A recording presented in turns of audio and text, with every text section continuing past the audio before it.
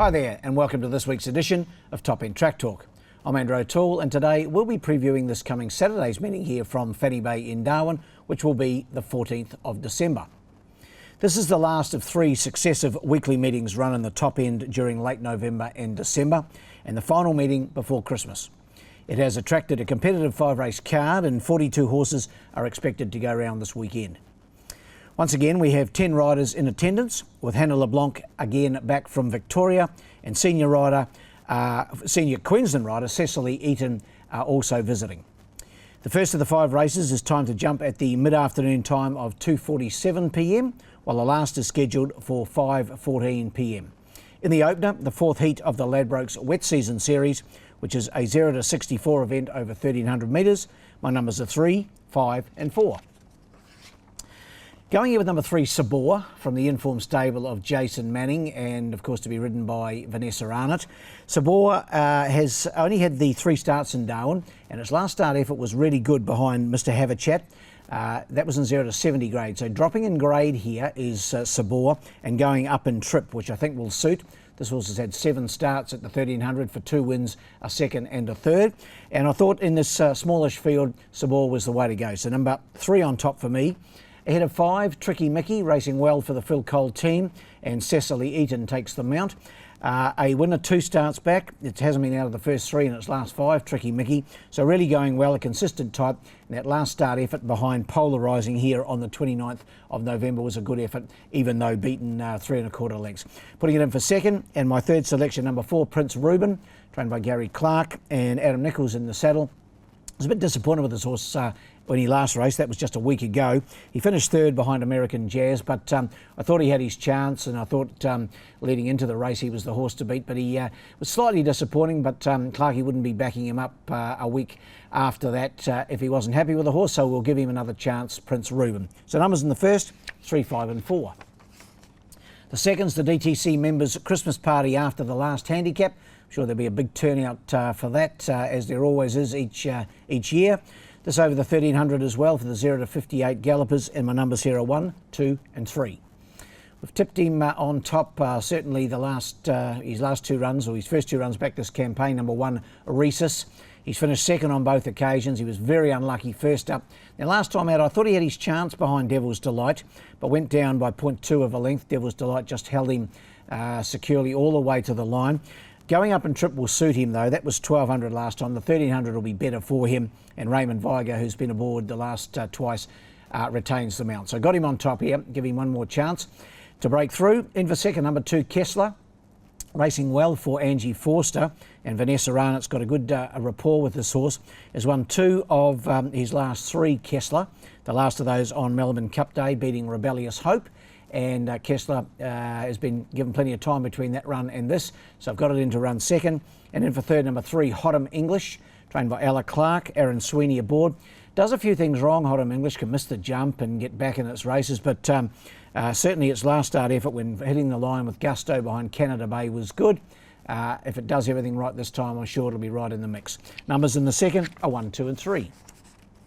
The third's the feature, the Sportsbet handicap. This is the benchmark 76, and it's over the 1,200 metres, and a really good little field assembled here. Going with the numbers of 1, 4 and 5. Well, without a doubt, this is the most informed horse in the territory. Number 1, Bond's Pride. From his last 11 starts, he's only finished out of the first 2 on 1 occasion. Trained by Jason Manning, Vanessa Arnott in the saddle. And his last 2 winning efforts have been super on the 26th of October and then here on the 29th of November. That was a great finish that day, but he was tough enough and good enough to get through and win the event. And even with a good weight to carry, he's up to 60.5 now. He's a 79 rater rather. I still think he's the horse to beat. Number 1.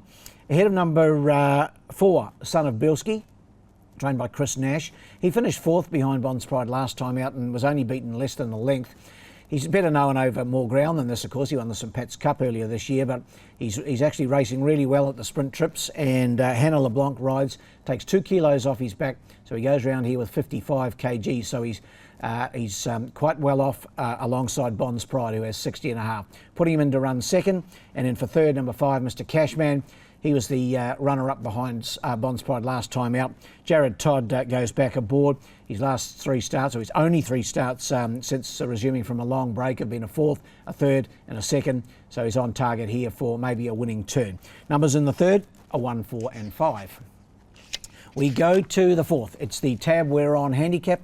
It's over the 1200 metres as well for the benchmark 54 gallopers, and a good sized field here. The 10 of them in this one. And my numbers again 1, 2 and 3. Captain George for me, number 1 from the stable of Gary Clark. Jared Todd aboard. He was 2nd, 2 starts back behind Style and Grace, and then last time out 4th behind Bryce. Beaten 3 lengths on that occasion, but in this grade he's always very competitive, and this doesn't look the strongest lot, so I put him on top.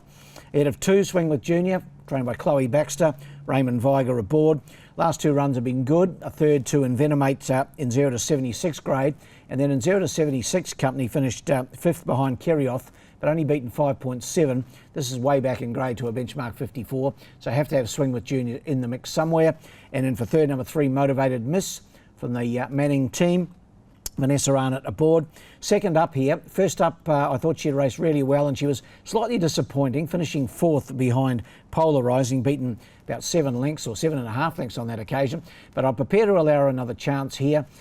She got back in between horses there last time out and was in trouble before the home turn. So to finish 4th probably wasn't a bad effort. So numbers in the 4th are 1, 2 and 3. And the last on the card, the Silks Darwin Christmas Mega Raffle. It's on the 18th of December, this one. And this is over the 1100 metres. Class 2 gallopers here. 6, 2 and 3 I'm going for. Number 6 on top, Miami Vice from the Phil Cole team. Wayne Davis aboard. Was crowned the 3-year-old of the year at the recent Top End Racing Awards, was Miami Vice. Performed well as a 3-year-old. It's only had the 1 start back this campaign. Finished 4th behind Canada Bay.